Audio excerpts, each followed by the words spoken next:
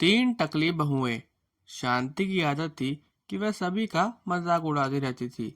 एक दिन उसके घर एक बाबा आते हैं जिनके बाल बहुत लंबे लंबे थे।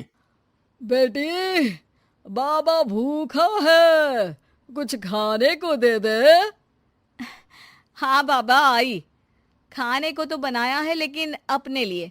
आपके लिए तो ये ब्रेड है, ले लो। बेटी, बाबा रोटी खाना चाहता है। वो क्या है ना, सुबह से भिक्षा नहीं मिली। दो रोटी तो बना दे। हाँ हाँ जरूर बना देती। ससुर है ना आप मेरे।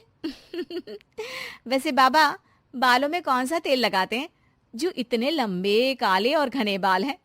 पहले राज बताओ, फिर मैं रोटी बनाती हूँ। बाबा को शांति की बात पर गुस्सा आ जाता है। तू बाबा का मजाक उड़ा रही है? जा, मैं तुझे श्राप देता हूं कि तू गंजी हो जाएगी। शांति बाबा की बात पर जोर जोर से हंसती है। श्राप? अरे श्राप तो ऐसे बोल रहे हैं जैसे भगवान हो। अरे इतनी ही बात पूरी हो जाती है तो भूखे क्यों घूमते हो? रोटी मांग लिया करो ना। मूर्ख लड़की, तू तो मजाक उड़ाने से बाज ही नहीं आ रही। मैं तुझे और श्राप देता हूं कि तेरे घर में जो भी औरत आएगी सब गंजी हो जाएगी।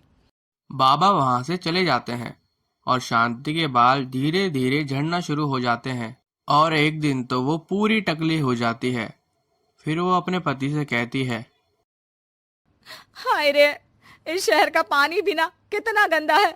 एक मेरे मायके का पानी था जिससे नहाने से बाल ही बाल लहराते थे, और एक तुम्हारा शहर। गंजी हो गई हूं मैं। अरे पर मैं ठीक हूं, मेरे तीनों लड़कों के बाल ठीक है। एक तेरे ही बाल कैसे चलेगा? बात तो कोई और लगती है। शांति को बाबा का जरा सा भी श्राप याद नहीं होता। खैर, दिन बीतते जाते हैं और शांति को विग लगाने की आदत पड़ जाती है। और फिर एक बार अरे शांति, तेरे ना तो सास घर में ना ससुर, क्यों सारा दिन सर ढकी रहती है? इतनी संस्कारी तो तू है नहीं। हाँ। अरे क्या बताऊं, पूरे बाल झड़ गए। टकली हो गई हूं मैं, टकली।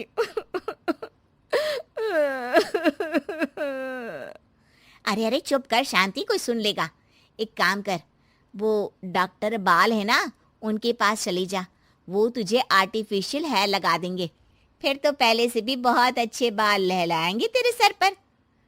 शांति डॉक्टर के पास जाती है। डॉक्टर शांति को हैरानी से देखता है। क्या हो गया डॉक्टर साहब? कभी टकली औरत नहीं देखी क्या?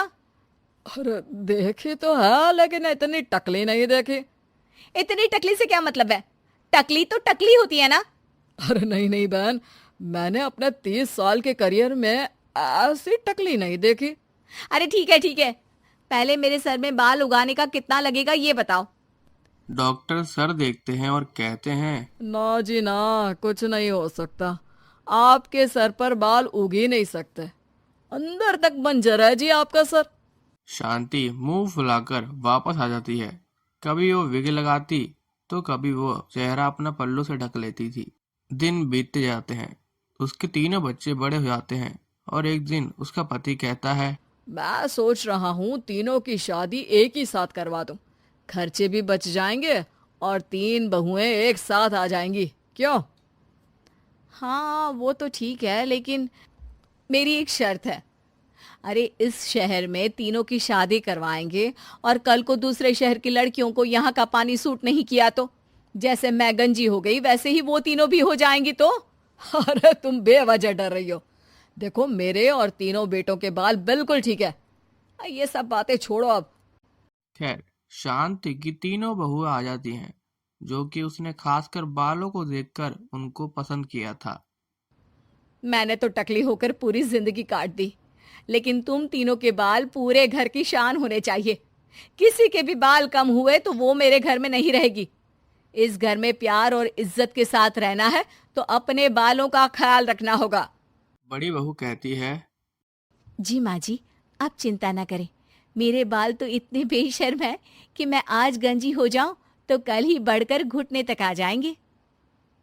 दूसरी ने बोला, माँ जी, मेरे बाल तो कभी एक भी नहीं झड़े, चाहे मेरी माँ ने कितना ही चुटिया पकड़कर पीटा हो मुझे। अरे माँ जी, मेरी तो दादी के बाल आज भी ऐसे हैं। माँ के तो आपने देख ही लिए हैं, मेरे बाल की तो बिल्कुल ही चिंता न करें आप।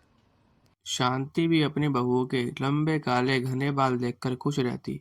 पर ये क्या, माँ जी हाय रे, मेरे बाल के तो गुच्छे गुच्छे निकल रहे हैं। ऐसे ही दूसरी और तीसरी बहू के बाल भी झड़ने शुरू हो जाते हैं। शांति सर पकड़कर बैठ जाती है। अरे शांति, क्या हो गया? अब क्यों परेशान दिख रही हो? अरे क्या बताऊं, पहले मैं टकली हो गई, अब मेरी तीनों बहुएं भी टकली होने वाली है। देख शांति, अब तो मामला कुछ और दिख रहा है। कहीं कभी किसी ने तुझे कोई श्राप तो नहीं दिया? अब शांति का माथा ठनकता है और उसे फिर वो बाबा याद आते हैं। अरे हाँ हाँ, वो बाबा आए थे 20 साल पहले। फिर शांति उसे सारी बात बता देती है। पर 2 ही दिन में उसकी तीनों बहुएं भी गंजी हो जाती हैं। हाय रे, पापा ने कहा शादी करवा दी, मैं तो गंजी हो गई।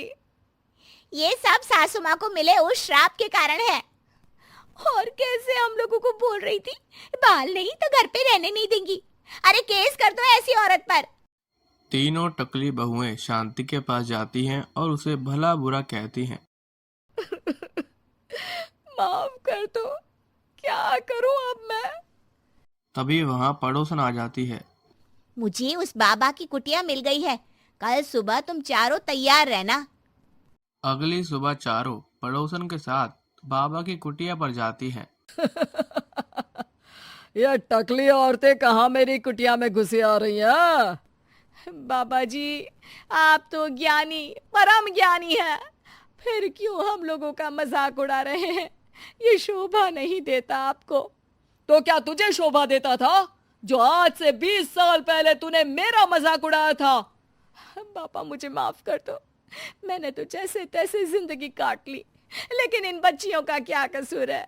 मेरी सजा इन्हें ना दे। लाख मिन्नतों के बाद बाबा कहते हैं, ठीक है, मान लिया, लेकिन आज के बाद किसी का मजाक उड़ाया तो।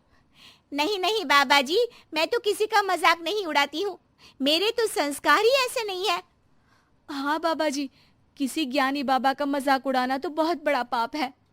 तीसरी भी बाबा से माफी मांगने लगती है।